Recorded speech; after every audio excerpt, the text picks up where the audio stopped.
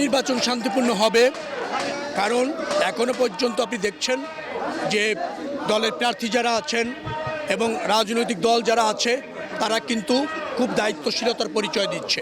অর্থাৎ আপনি যদি দেখবেন যে প্রচার প্রচারণা নির্বাচনী আচরণবিধি মেনে হচ্ছে, নির্বাচন কমিশন যে সমস্ত বিষয়গুলির প্রতি বিধিনিষেধ আরোপ করেছে প্রচার প্রচারণা সেগুলি নেই।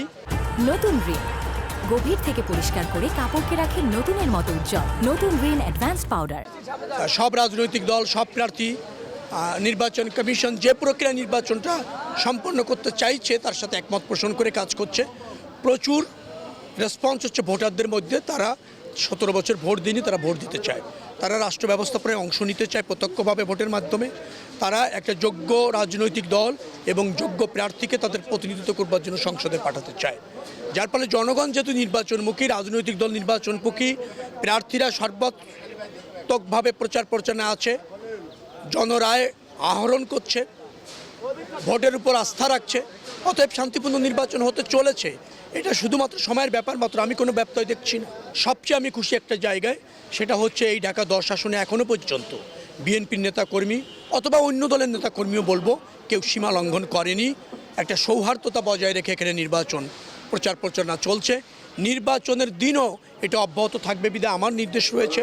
আমার প্রতিদ্বন্দ্বী প্রার্থী তারও যদি নির্দেশ থাকে, আইন শৃঙ্খলা রক্ষাকারী বাহিনী যথেষ্ট সহযোগিতা করছে, তৎপর আছে, ডেফিনেটলি এটা ভালো নির্বাচন হবে, উৎসবমুখর পরিবেশে, শান্তিপূর্ণ পরিবেশে। ভোটারদের উদ্দেশ্যে একটাই কথা যে এবার নির্বাচন রাষ্ট্র বিনির্মাণের নির্বাচন।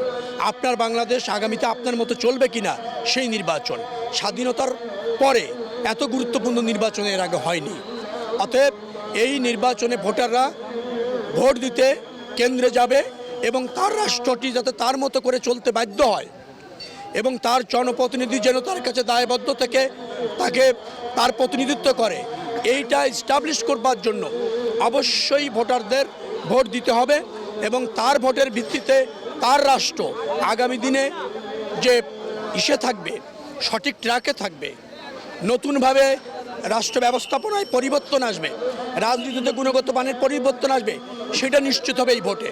অতএব ভোটারদের প্রতি আমার অনুরোধ, এটা শুধু এমপি নির্বাচনের ভোট না, এটা শুধু সরকার নির্বাচনের ভোট না, এটা হচ্ছে রাষ্ট্র পুনর্গঠনের ভোট। অবশ্যই আপনারা ভোট কেন্দ্রে গিয়ে ভোট দেবেন।